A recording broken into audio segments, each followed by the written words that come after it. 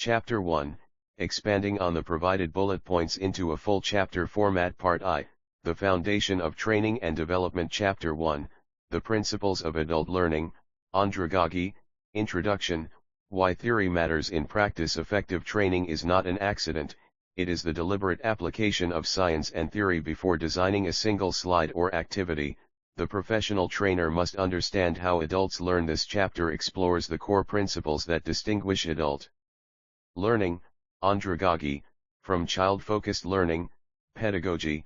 Mastering these concepts is the first and most critical step in creating learning experiences that are not just informative, but truly transformative and capable of changing behavior and improving performance. 11 Core Assumptions of Adult Learners. Knowles, Malcolm Knowles popularized the term andragogy and established a set of core assumptions about adult learners that form the bedrock of modern training design. The need to know. Adults need to know why they need to learn something before they are willing to invest time and energy. They are pragmatic learners. Application for trainers, always begin by answering the "what's in it for me?" question clearly state the benefits of the training and how it will solve a problem or improve their work or life. Self-concept. Adults have a deep psychological need to be seen and treated as capable, self-directed individuals. Application for trainers, act as a facilitator and resource, not just a lecturer. Involve learners in the process through discussions, self-assessments, and choice in learning paths where possible. Prior experience. Adults bring a wealth of life and work experience to any learning situation. This is their richest resource, but it can also be a source of bias. Application for trainers, use learners' experiences as a foundation. Incorporate activities like group discussions, peer teaching, and case studies that allow them to connect new knowledge to existing mental models. Readiness to learn. Adults become ready to learn when they experience a need to know or do something to perform more effectively in a real-life task. Application for trainers, ensure training is timely and relevant. Use realistic scenarios and problems from their actual jobs to create immediate applicability. Orientation to learning. Adults are life-centered, or task-centered, in their learning orientation. They learn new knowledge, skills, and attitudes most effectively when they are presented in the context of real-life application. Application for trainers, focus on application, not just information. Move from theoretical concepts to how-to processes and practice opportunities as quickly as possible. 12 Learning Styles vs Learning Preferences, debunking myths. The popular VARK model, visual, auditory, reading/writing, kinesthetic, has led to the widespread but misguided belief that trainers must tailor content to each individual's learning style. Neuroscientific evidence does not support the idea that presenting information in a person's preferred style leads to better learning outcomes. The critical distinction, learning styles, a myth suggesting a neurological imperative that people can only learn effectively through one specific modality. Learning preferences, a reality. People may prefer to learn in a certain way, but that does not mean it's the only or best way for them to learn a particular subject. Application for trainers, instead of catering to mythical styles, use a multimodal approach. Present key concepts in multiple ways, e.g., a diagram and a story and a hands-on activity.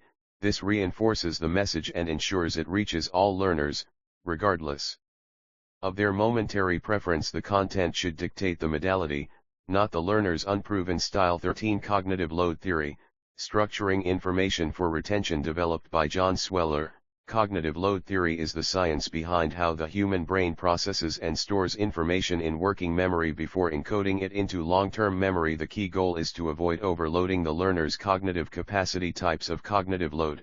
Intrinsic load, the inherent difficulty of the subject matter. Complex topics have a high intrinsic load. Extraneous load, the load imposed by the way the information is presented. Poor design, confusing graphics, or irrelevant stories increase this bad load. Germane load, the mental effort required to process information, create schemas, and build long-term knowledge. This is the good load. Application for trainers, to optimize learning, reduce extraneous load, use clean, simple visuals. Eliminate noise and decorative elements that don't serve a learning purpose. Keep instructions clear and concise. Manage intrinsic load, chunk complex information into smaller, logical segments. Teach concepts in a progression from simple to complex. Increase germane load, Use examples, analogies, and practice exercises that help learners build mental models and make connections. 14 Motivation theories, applying Maslow, Herzberg, and Pink to learning. Understanding what motivates adults to engage and persist is crucial for any trainer. Maslow's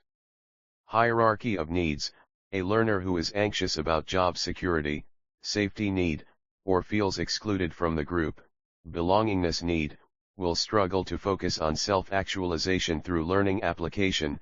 Create a safe, welcoming, and inclusive learning environment. First, address basic needs before challenging intellect. Herzberg's two-factor theory. Herzberg distinguished between hygiene factors, which cause dissatisfaction if absent, like an uncomfortable room or poor materials, and motivators, which truly drive engagement, like recognition, achievement, and the work itself. Application.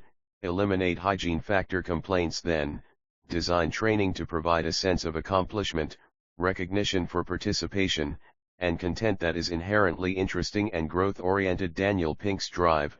Pink argues that for complex, creative tasks, like most modern work, intrinsic motivators are far more powerful than extrinsic rewards like money. The key motivators are autonomy, the desire to direct our own lives; mastery, the urge to get better at something that matters; purpose, the yearning to do what we do in service of something larger than ourselves; application, build choice into learning; autonomy, design clear paths for progression and skill building; mastery, constantly connect the training to the larger why, the company's mission, customer impact, or personal growth; purpose.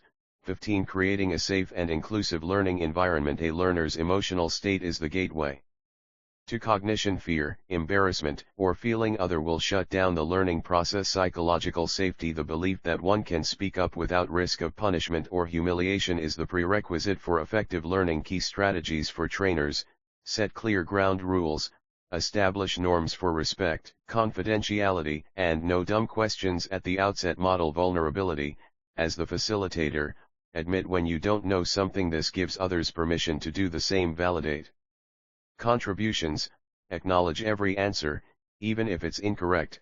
Thank you for sharing that perspective. That's a common way to look at it. Another way to consider it is, use inclusive language, be mindful of pronouns, avoid jargon and idioms that may not translate across cultures, and use diverse examples and case studies designed for accessibility. Ensure all materials, digital and physical, are accessible to people with diverse abilities. Chapter 1 Conclusion. The principles of adult learning are not abstract academic concepts, they are a practical toolkit for any professional trainer. By understanding why adults learn the way they do, you can make intentional choices in your design and delivery that dramatically increase engagement, retention, and the ultimate application of new skills on the job. This foundation makes all the difference between a forgettable event and a powerful learning experience. Chapter 2 Expanding the bullet points into a comprehensive chapter that serves as the operational backbone of the book. Chapter 2 The Training Cycle, a Systematic Approach. Introduction. Beyond the event mentality, many training initiatives fail because they are treated as one-off events, a seminar to be scheduled, a module to be completed. The professionals who achieve lasting impact view training as a continuous, strategic process. This chapter introduces the training cycle, a systematic framework that ensures training is relevant, effective, and aligned with organizational goals. Mastering this cycle is what separates an order taker from a strategic learning and development partner. 21 Phase 1 Needs Analysis. Identifying skill gaps. The most critical phase of the cycle is often the most neglected. A needs analysis is the process of identifying the gap between current and desired performance and determining if training is the appropriate solution. Skipping this step is like prescribing medicine without a diagnosis. The 3 levels of analysis. Organizational analysis examines the broader business context. Is training aligned with strategic goals? What is the business need? E.g., increase market share, improve safety records, implement a new company-wide software.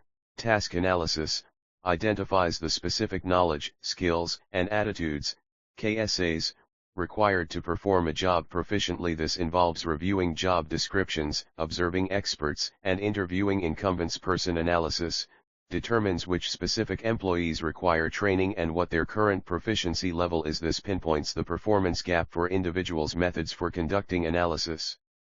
Surveys and questionnaires. Interviews with subject matter experts, SMEs, managers, and high performers. Focus groups. Observation of on-the-job performance. Review of performance data, e.g., productivity reports, quality audits, customer satisfaction scores.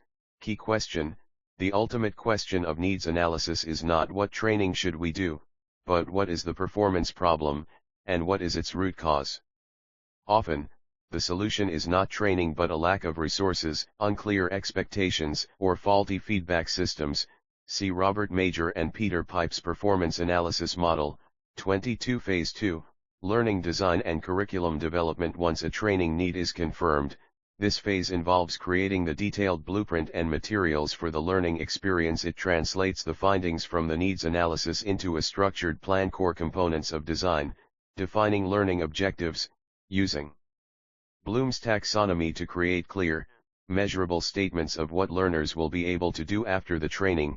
See Chapter 1, Section 3, selecting delivery modality, choosing the right format. Instructor-led training, ILT, virtual ILT, VILT, e-learning, blended learning, job aids, etc. based on the content, audience, and constraints. Structuring content, chunking information logically, sequencing topics from simple to complex, and weaving knowledge, practice, and feedback together.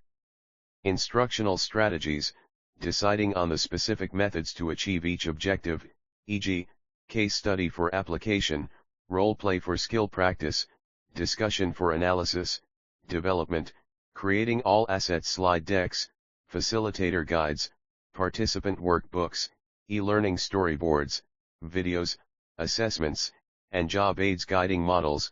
This phase is often guided by instructional design models like ADDIE, which mirrors this entire cycle, SAM, for rapid iteration, or action mapping, for focusing on measurable behaviors. 23. Phase 3, Delivery and Facilitation. This is the execution phase, where the design comes to life. It involves the actual imparting of knowledge and skills through effective communication and facilitation. Key considerations: logistics, meticulous planning of schedules, venues, technology, and materials to ensure a smooth experience. Facilitation skills, the art of guiding learning rather than just lecturing. This includes managing group dynamics, asking powerful questions, fostering discussion, and adapting on the fly to learner needs. Skills covered in depth in Part 3, Engagement, applying the principles of adult learning to create an environment where learners are active participants, not passive recipients. Consistency, using the facilitator guide to ensure key messages are delivered consistently across different trainers and sessions. 24. Phase 4, Evaluation and Measuring Impact. Kirkpatrick's model. Evaluation is the process of assessing the effectiveness of the training at multiple levels. The goal is to determine the value of the training and make data-driven decisions about its future. Kirkpatrick's 4 levels of evaluation is the industry standard framework. Level 1, Reaction, measures how participants felt about the training. Did they find it engaging, relevant, and well delivered? E.g., and of course smile sheets. Level 2, Learning, measures the increase in knowledge or skills. Did learning actually occur? E.g., pre/post tests, skill demonstrations, assessments. Level 3, Behavior, measures the transfer of learning to the job. Are learners applying what they learned back at work? E.g., 3 to 6 month post-training observations, manager reviews, performance data. Level 4, Results, measures the final business impact of the training. Did the training achieve the organizational goals identified in the needs analysis? E.g., increased sales, improved quality, reduced errors, higher employee retention. ROI calculation, the golden rule.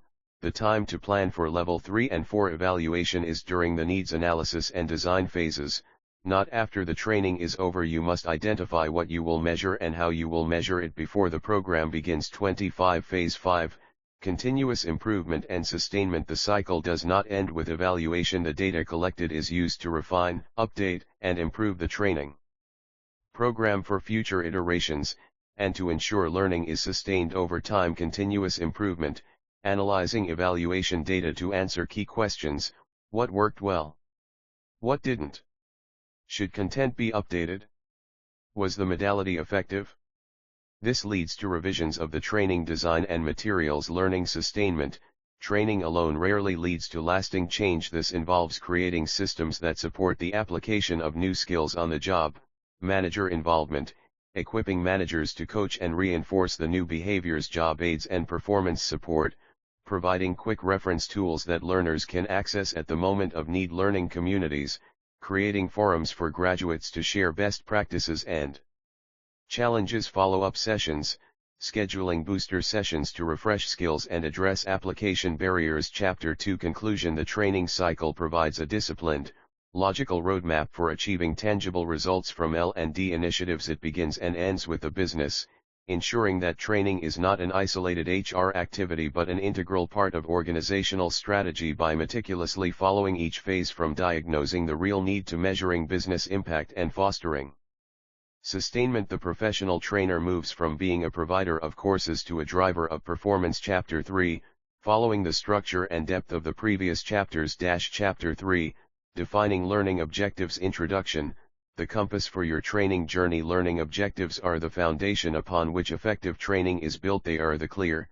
specific statements that describe what learners will be able to know, do, or feel upon completion of a training program. Without well-defined objectives, training lacks direction, content becomes disorganized, and measurement becomes impossible. This chapter details how to craft precise learning objectives that align with business needs, guide instructional design, and provide a clear benchmark for success. 31 The anatomy of a SMART learning objective. While the SMART framework, specific, measurable, achievable, relevant, time-bound, is often used for goals, it is perfectly suited for creating robust learning objectives. A SMART objective leaves no room for ambiguity about what success looks like. Specific, the objective must target a specific area of performance or knowledge. It answers the what, why, and who. Vague, understand customer service. Specific, the new hire will learn the steps of the service recovery process. Measurable, the objective must quantify or suggest an indicator of progress. How will you know if it has been achieved? This is most often achieved through an action verb. Not measurable, know the steps. Measurable, recite the steps or execute the steps. Achievable, the objective should be attainable given the resources, time, and prior knowledge of the learner. It should be a stretch but not impossible. Unachievable, after this 1-hour seminar, sales reps will be able to close 50% more deals. Unrealistic time frame for complex skill development. Achievable, after this 1-hour seminar, sales reps will be able to list 3 new closing techniques. Relevant, the objective must align with the business goals identified in the needs analysis and matter to the learner's role and the organization's success. Irrelevant, for software training, learners will be able to write a formula in Excel, if the job requires using a specific software, not Excel. Relevant, learners will be able to generate a standard project report using the advanced filter function in specific software. Time-bound, the objective should specify the time frame or condition under which the performance will be observed in training.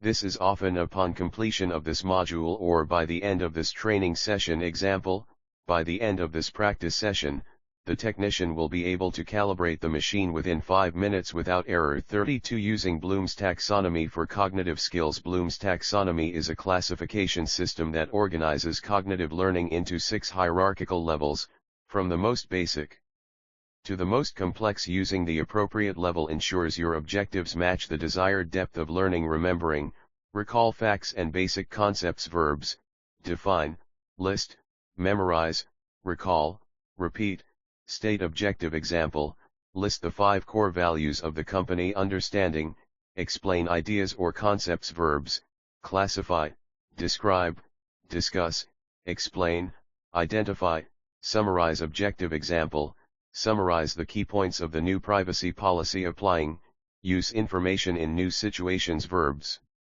execute, implement, solve, use, demonstrate, interpret. Objective. Example, calculate an employee's leave balance using the new HR portal. Analyzing, draw connections among ideas. Verbs, differentiate, organize, compare, contrast, examine, test. Objective example, troubleshoot a software error by distinguishing between a user and a system error. Evaluating, justify a stand or decision. Verbs, appraise, argue, defend, judge, select, support. Objective example, evaluate a business case and recommend a go/no-go decision based on the provided criteria. Creating, produce new or original work. Verbs, design, assemble, construct, write, formulate, propose. Objective example, design a comprehensive project plan for a new product launch. 33 Writing objectives for affective and psychomotor domains. Learning is not just cognitive. Objectives must also address changes in attitude, affective domain, and physical skills. Psychomotor domain, affective domain, attitude/emotions. Objectives target the way people react emotionally and their ability to feel other people's joy or pain. This domain is crucial for training on leadership, diversity, safety culture, and customer service. Verb examples, accept, adopt, advocate, challenge, defend, volunteer, value, resolve. Objective example, challenge a colleague's statement that does not align with our inclusive language guidelines, or volunteer to mentor a new team member. Psychomotor domain, skills/manual tasks. Objectives target physical movement, coordination, and use of motor skills. This is key for technical, medical, manufacturing, or equipment-based training. Verb examples, assemble, build, calibrate, execute, perform, operate, sew, drill. Objective example, perform a safety shutdown of the assembly line within 60 seconds or assemble the component with 0 defects. 34 Aligning objectives with business goals. The ultimate purpose of training is to drive business results. Learning objectives are the critical link between individual performance and organizational goals. The alignment chain, 1 Business goal, from needs analysis, reduce workplace accidents by 15% this year. 2 Desired on-the-job behavior, employees consistently wear personal protective equipment, PPE, and perform lockout-tagout procedures before servicing equipment. 3 Learning objective, given a scenario, employees will be able to demonstrate the full lockout-tagout procedure without error and explain the consequences of skipping each step. The so that test, a powerful technique for ensuring alignment, is to add so that to your objective and see if it logically connects to a business goal. Example, the manager will be able to deliver constructive feedback to a direct report. Learning objective so that the employee's performance improves, leading to higher team productivity. Business goal. Chapter 3 Conclusion. Well-crafted learning objectives are the DNA of effective training. They are the promise made to learners and stakeholders. By making them smart, leveraging Bloom's taxonomy, addressing all learning domains, and rigorously aligning them with business goals, the trainer ensures that every element of the program, from content and activities to assessments, is purpose-built for success. They are the compass that guides the entire training journey, ensuring you ultimately arrive at the intended destination, improved performance and measurable business impact. Chapter 4, Structured to provide a comprehensive guide to curriculum and course design. Part 2, Advanced Instructional Design. Chapter 4, Curriculum and Course Design. Introduction.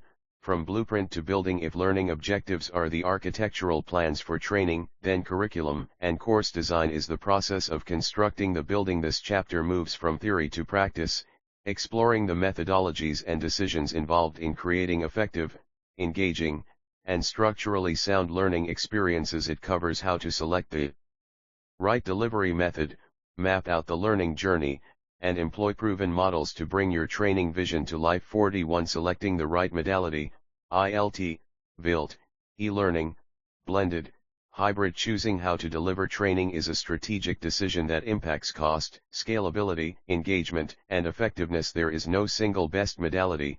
The choice depends on the learning objectives, audience, content complexity, and resources. Instructor-led training, ILT. Traditional, classroom-based training, best for complex, nuanced topics requiring deep discussion, skill practice requiring physical equipment, building team cohesion, highly interactive learning. Pros, high interaction, immediate feedback, strong social learning. Cons, high cost, travel, venue, time away from job, difficult to scale, inconsistent delivery across sessions, virtual instructor-led training, ViLT Live, synchronous training delivered online via platforms like Zoom or MS Teams. Best for geographically dispersed audiences, replicating ILT interaction in a remote setting, software demonstrations. Pros, broader reach than ILT, reduced cost, no travel, maintains live interaction. Cons, requires strong facilitator tech skills, potential for Zoom fatigue, less personal connection than ILT. E-learning, asynchronous self-paced online learning, typically accessed through an LMS. Best for foundational knowledge transfer, compliance training, standardized processes, just-in-time performance support. Microlearning, pros, highly scalable, consistent delivery, available 24/7, trackable, learners can progress at their own pace. Cons, can be isolating, limited interaction, high upfront development cost and time, difficult to teach complex soft skills. Blended learning, a structured combination of modalities, typically asynchronous e-learning with synchronous live sessions. Example, learners complete an e-learning module on theory, asynchronous, then join a ViLT session to practice skills and get feedback from an instructor. Synchronous, pros, best of both worlds approach, flexible, allows for self-paced knowledge acquisition and live application. Cons, more complex to design and coordinate. Hybrid learning, specifically refers to a live training event delivered simultaneously to in-person and remote audiences. Example, an instructor teaches a class to a live audience while also broadcasting to remote participants. Pros, maximum accessibility for attendees. Cons, extremely challenging to facilitate well, requiring a dedicated producer and technology to ensure both audiences are equally engaged. 42. Storyboarding for e-learning and video. A storyboard is the visual blueprint for e-learning modules and videos. It specifies what the learner will see, graphics, on-screen text, hear, narration, sound effects, and do interactions, buttons, on each screen or scene. Purpose, to align stakeholders, guide developers, and catch errors before the costly production phase begins. Key components of a storyboard: screen/scene number, for easy reference. Visual description, a sketch or description of the image, animation, or video. On-screen text, all text that will appear. Audio/narration. Script, the exact word-for-word voiceover interactions, description of what happens when a learner clicks, hovers, or drags something. Programming notes, technical instructions for the developer, e.g., animate this path, use a highlight effect here. 43. Sequencing content, from simple to complex. The order in which content is presented significantly impacts a learner's ability to understand and retain information. Effective sequencing scaffolds learning, building a solid foundation before introducing more complex ideas. Simple to complex, start with foundational concepts and prerequisite knowledge before moving to advanced applications and analysis. This is the most common and logical sequence. Chronological, order content by time or process step, e.g., training on the employee life cycle from hiring to exit.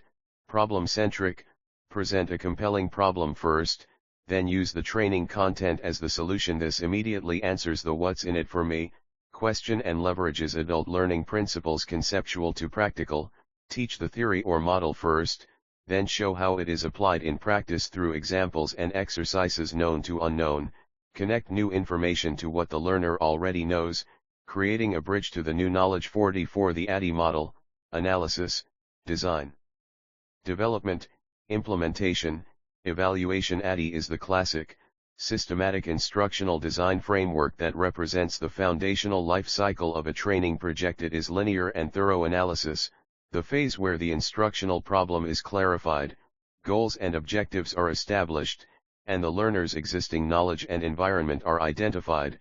This is the entire focus of Chapter 2, Design. This is the phase where learning objectives, assessment instruments, exercises, content, subject matter analysis, lesson planning, and media selection are planned. This chapter and Chapter 3 cover this phase.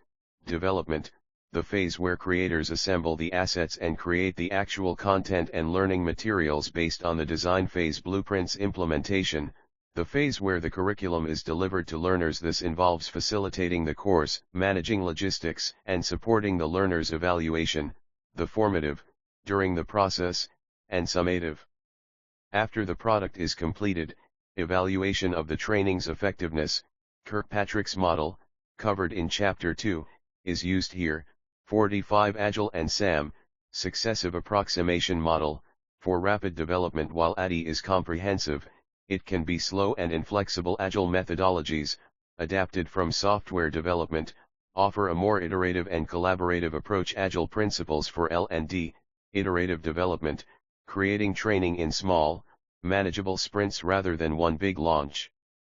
Collaboration, constant feedback loops with stakeholders and learners throughout the process. Flexibility, embracing change and adapting the design based on feedback. Focus on a minimum viable product, MVP. Launching a core, functional version of the training to gather real-world feedback before investing in extensive enhancements. SAM, successive approximation model, a popular Agile-inspired model specifically for instructional design. Phase 1, preparation, a quick information gathering and brainstorming phase to establish the broad concept. Phase 2, iterative design, a highly collaborative cycle of prototyping, reviewing, and refining the design with stakeholders. This creates a design proof before full development. Phase 3, iterative development, a cycle of developing a small alpha version, testing it, making revisions, and then developing a beta version, and so on. This ensures the final product is continuously validated. Chapter 4, conclusion. Curriculum and course design is where strategic planning meets creative execution. By thoughtfully selecting the modality, meticulously storyboarding the experience, logically sequencing the content, and choosing a development model, be it the thorough ADDIE or the Agile SAM, that fits the project's needs, the instructional designer constructs a learning journey that is not only educationally sound but also engaging, efficient, and capable of delivering on its promised objectives. This structured approach transforms a list of learning objectives into a transformative experience for the learner. Chapter 5, following the established format and depth of the Encyclopedia. Chapter 5, designing engaging learning activities. Introduction, moving beyond a lecture. Information delivery is only the first step. True learning occurs through application, reflection, and practice. This chapter delves into the art and science of designing activities that transform passive recipients into active participants. Engaging learning activities are the engine of retention and skill transfer, bridging the gap between theory and practice. Here, we explore a suite of powerful techniques to create dynamic, memorable, and effective learning experiences. 51 icebreakers and energizers that work. Icebreakers and energizers are not just frivolous games, they are strategic tools for shaping the learning environment. A well-chosen activity can build rapport, establish psychological safety, and increase energy levels, directly impacting the group's ability to learn. The purpose of icebreakers: start of session, build connections, help learners get to know each other personally and professionally, establish safety, create a comfortable environment where people feel safe to participate. Introduce topic, cleverly introduce the session's theme. Example, topic introduction in a communication workshop. Ask, share your name and a time when miscommunication led to a funny or frustrating result. The purpose of energizers: mid-session slumps, re-energize, combat fatigue and restore focus after a dense information segment. Refocus, bring attention back to the content. Example, refocusing after a long lecture. Pose a quick poll, on a scale of 1 to 5, how confident are you in applying the XYZ model we just discussed? Turn to a partner and explain one reason for your rating. Design principles for success: always have a debrief, connect the activity back to the learning objective. Ask, what did that exercise show us about? Respect boundaries, avoid activities that are overly personal, physical, or awkward. Keep it short and relevant, the activity should serve the learning, not derail it. 52 The art of the case study. Case studies are narratives that present a real-world business problem or scenario, allowing learners to analyze situations, apply concepts, and propose solutions in a low-risk environment. Why they work: they contextualize abstract theory, promote critical thinking, and simulate on-the-job decision-making. Designing an effective case study: 1. Base it on reality, use real, anonymized, organizational challenges or credible industry scenarios to create a critical incident, focus on a specific event or decision point that requires analysis. 3. Provide rich data, include realistic details, financials, quotes from personnel, market data, charts to mimic the ambiguity of real life. 4. Craft guiding questions, direct the analysis with questions like, what is the core problem here? What are the possible courses of action? What would you recommend and why?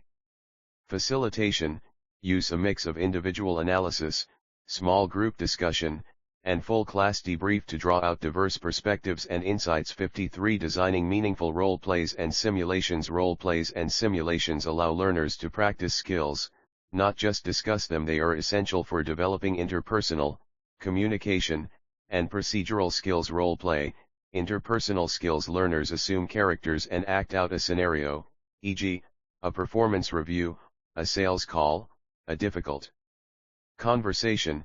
Key to success, provide a clear brief, give each role player specific background information and private motivations. Establish safety, frame it as a skill practice, not a test. Use a fishbowl technique where one group practices while others observe and provide structured feedback. Keep it short, 5 to 7 minutes is often enough to practice the core skill. Debrief thoroughly, focus feedback on the observed behavior, not the person. Ask the role player how it felt, what was challenging, and what they would do differently. Simulation, technical/complex systems. Learners interact with a realistic representation of a process or system, e.g., a flight simulator, a virtual stock market, a software sandbox environment. Key to success, prioritize fidelity. The simulation must be close enough to reality to ensure skills transfer. Allow for failure.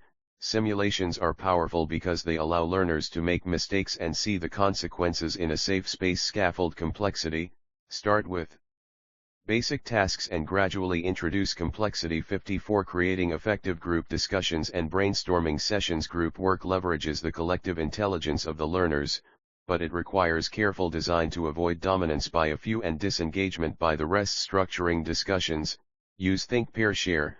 Pose a question first, give individuals time to think and jot down ideas. Think, then, have them discuss with a partner, pair. Finally, open the discussion to the whole group, share. This ensures everyone has a voice. Employ discussion protocols.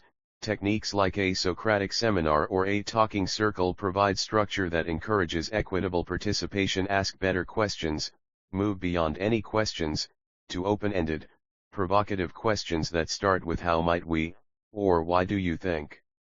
Revitalizing brainstorming, silent brainstorming, use tools like sticky notes or digital whiteboards, e.g., Miro, Jamboard, for a silent generation of ideas. This prevents groupthink and allows introverts to contribute equally. Use the yes and rule, encourage building on others' ideas rather than critiquing them prematurely. Time box it, set a short, intense time frame, e.g., 5 minutes, to create energy and focus. Prioritize later, separate the idea generation phase from the analysis and prioritization phase. 55. Gamification, applying game mechanics to learning. Gamification is the strategic use of game design elements in non-game contexts to motivate and engage people. It's not about turning everything into a game, it's about using the psychology of games to make learning more compelling. Core game mechanics, points, provide immediate feedback and track progress. Badges and achievements, recognize mastery of specific skills or completion of challenges. They function as visual symbols of accomplishment. Leaderboards, foster healthy competition, use with caution, as they can demotivate those at the bottom levels. Structure content into progressive stages of difficulty, providing a clear path of mastery. Challenges and quests, frame learning activities as missions to be completed. Narrative, wrap content in a story or theme, e.g., a quest to save the company. The key principle, focus on intrinsic motivation, mastery, autonomy, purpose, over extrinsic rewards, points. The best gamification makes the learning itself rewarding. For example, a points system that simply tracks progress toward a visible goal can be more effective than one that only rewards winning. Chapter 5. Conclusion. Learning activities are the crucible where knowledge is tested, skills are forged, and attitudes are shaped. Moving from passive listening to active doing is the single greatest shift a trainer can make to improve outcomes. By mastering the design of icebreakers, case studies, role plays, collaborative discussions, and gamified elements, you create a learning environment that is not only more engaging but also far more effective at producing lasting behavioral change and readiness for real-world application. Chapter 6, completing the section on Advanced Instructional Design. Chapter 6, Assessment and Feedback Strategies. Introduction.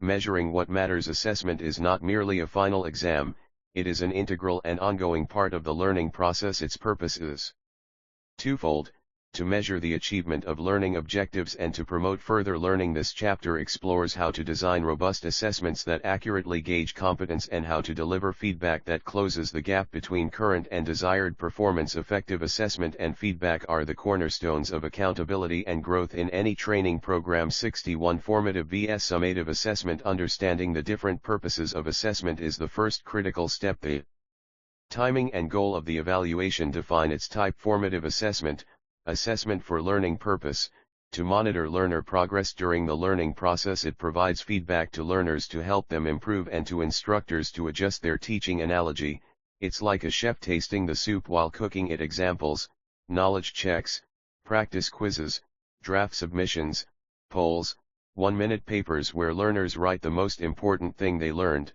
observations during an activity, group discussions. Key characteristic: it is low stakes and diagnostic. The score is often less important than the insight it provides. Summative assessment of learning purpose, to evaluate learner achievement at the end of an instructional unit by comparing it against a defined standard or benchmark. Analogy: it's the food critic's review of the final dish served at the table. Examples: final exams, certification tests, end of course projects, capstone presentations, skills demonstrations for a pass/fail grade. Key characteristic: it is high stakes and evaluative. It answers the question, did the learner meet the required level of proficiency?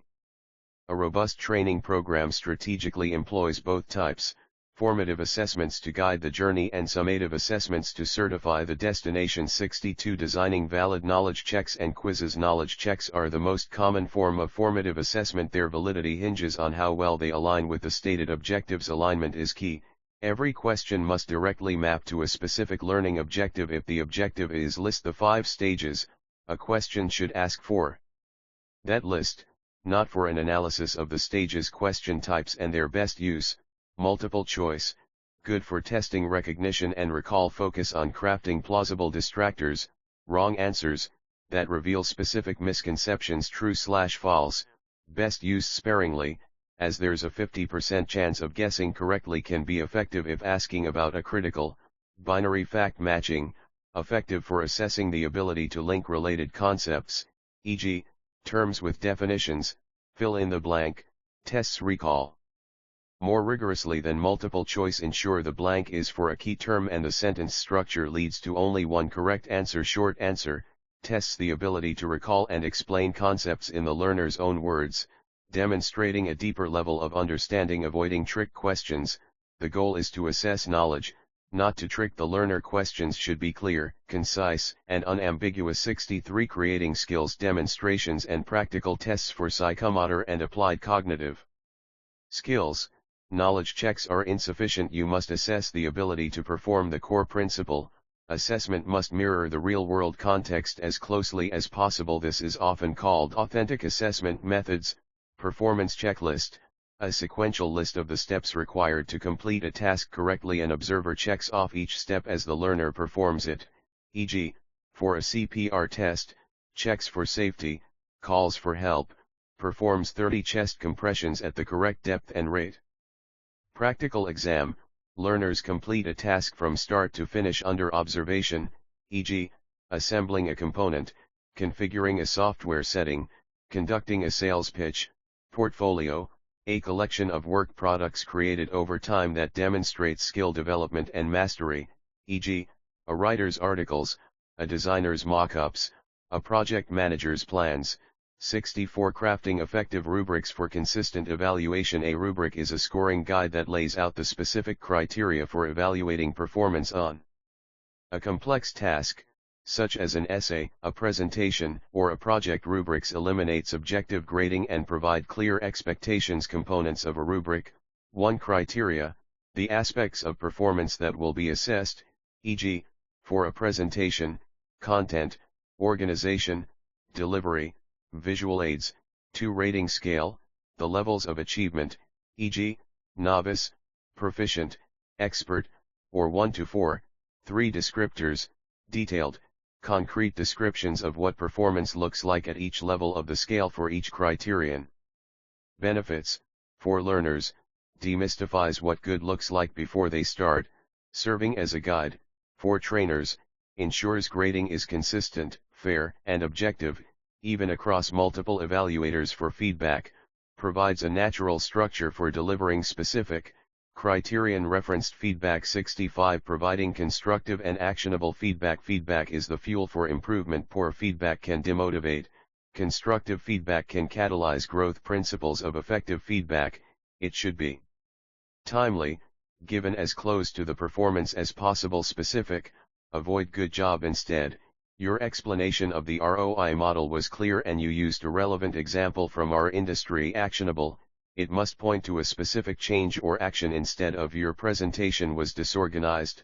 Say next time, try signaling your main points with transitions. Like the second key driver is to help the audience follow the structure. Balanced, the feedback sandwich, used judiciously. Acknowledge what was done well, to reinforce positive behavior, then address what needs improvement, and conclude with encouragement or a positive forward-looking statement. Use this structure carefully to avoid making the praise seem insincere or just a setup for criticism. Focused on behavior, not the person. Critique the work, not the worth of the individual. This section lacks data, not you are bad with details. The role of self and peer assessment, guiding learners to assess their own work or that of their peers against a rubric, is a powerful learning tool that develops metacognition and critical evaluation skills. Chapter 6. Conclusion. Assessment is not the end of learning, it is an integral part of it. A strategic blend of formative and summative assessments, designed with validity and reliability in mind, provides a clear picture of learner progress. When combined with clear rubrics and constructive, actionable feedback, assessment becomes a powerful dialogue between trainer and learner.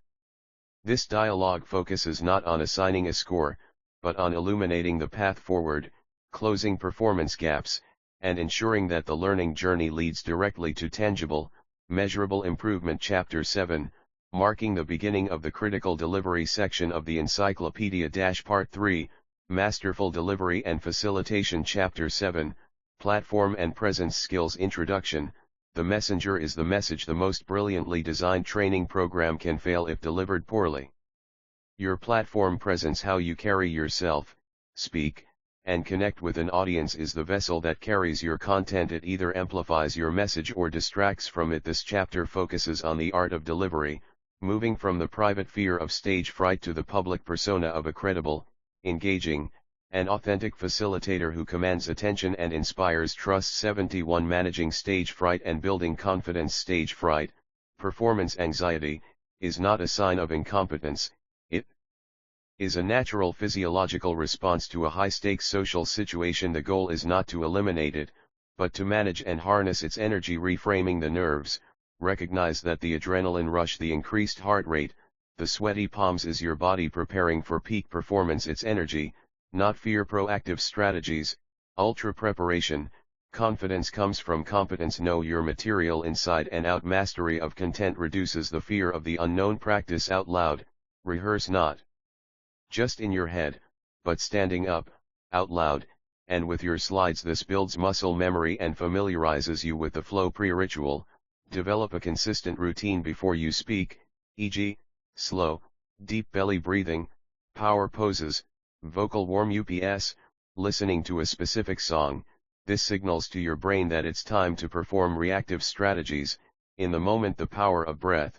When anxiety spikes, focus on taking slow, deep breaths to activate the parasympathetic nervous system and calm your body. Grounding. Feel your feet flat on the floor. Press your fingertips together. Grab the podium. These tactile sensations pull you out of your head and into the room. Focus on the audience, not on yourself. Shift your mindset from how am I doing, to how can I help these learners, or what can I give them. This altruistic focus diminishes self-consciousness. 72 Vocal variety, pace, and tone. A monotone voice is the quickest way to disengage an audience. Your voice is a powerful tool for emphasizing key points and conveying emotion and meaning. Pace, speed. Vary your speed to create interest. Speak more slowly to emphasize a critical point or to allow complex ideas to land. Speak more quickly to convey excitement or energy, but avoid racing consistently. Strategic pause, the most powerful vocal tool. Use a pause before and after a key statement to let it sink in. Use it to gather your thoughts. Silence commands attention. Volume, use changes in volume, softer for intimacy, louder for emphasis, to create dynamic range. Avoid shouting or being consistently too quiet. Pitch, high/low notes. Vary your pitch to avoid a monotone. A downward inflection conveys authority and certainty. An upward inflection can signal a question or invite engagement. Tone, this is the emotional quality of your voice. It should match the content. Be enthusiastic about exciting news, somber about serious topics, and curious when posing questions. Smiling while you talk, even on the phone, changes your tone to sound more warm and engaging. 73 Body language and nonverbal communication. Over half of your communication is nonverbal. Your body speaks before you do. Posture, stand tall with your shoulders back and weight balance. This projects confidence and authority, and it also allows for better breath control. Movement, use purposeful movement. Move toward the audience to engage, a way to transition. Avoid pacing, rocking, or other nervous habits. Plant yourself when making a key point. Gestures, use open, expressive gestures that reinforce your words, e.g., showing size, indicating a list, opening arms to include the room. Avoid closed-off gestures, crossed arms, hands in pockets, and distracting habits, clicking a pen, jingling change. Eye contact, make sustained, friendly eye contact with individuals throughout the room for 3 to 5 seconds at a time. This creates a sense of connection and makes each person feel seen. Don't just scan the room or stare at the back wall. Facial expressions, let your face reflect the content. Show your passion, your curiosity, your concern. An expressive face is an engaging one. 74 Using humor and storytelling effectively. Humor and storytelling are not mere entertainment, they are essential cognitive tools that make messages memorable, relatable, and impactful. Humor, purpose, to reduce tension, build rapport, and increase likability. Rule 1, be appropriate and inclusive. Avoid anything related to sex, politics, religion, or anything that might make a single person feel excluded or the target of the joke. Best practice, self-deprecating humor, making fun of yourself, is almost always safe and effective. Stories about universal, relatable frustrations, e.g., technology woes, common workplace dilemmas, are also strong choices. Storytelling, why it works. Stories bypass intellectual resistance and connect directly to emotion. They provide context and meaning to abstract concepts. Structure of a training story. 1. The hook, a relatable character/situation. Early in my career, I had a client named Sarah. 2. The challenge, the problem they faced, who was furious because we had missed a deadline. 3. The action, the application of the principle you're teaching. I remembered the service recovery model we just discussed. First, I apologized sincerely. 4. The resolution, the positive outcome. Not only did we keep her business, she became our biggest advocate. 5. The point, explicitly tie it back to the learning objective. This is why that first step, a genuine apology, is so critical. 75 Building rapport and credibility with an audience. Rapport is a connection of mutual trust and emotional resonance. Credibility is the audience's belief that you are qualified to speak on the topic. You need both to be effective. Building rapport, arrive early, greet learners as they enter. Learn names and use them. Share appropriately, reveal small, personal anecdotes that humanize you and make you relatable. Be authentic, don't try to be someone you're not. Audiences can detect insincerity instantly. Listen actively, show genuine interest in their questions and comments. Validate their contributions. Establishing credibility, content mastery, demonstrate deep knowledge of your subject. Cite sources, reference respected experts, studies, or data to back up your claims. Professional demeanor, Your appearance, materials, and overall preparedness signal that you take the topic and the audience seriously. Confident delivery.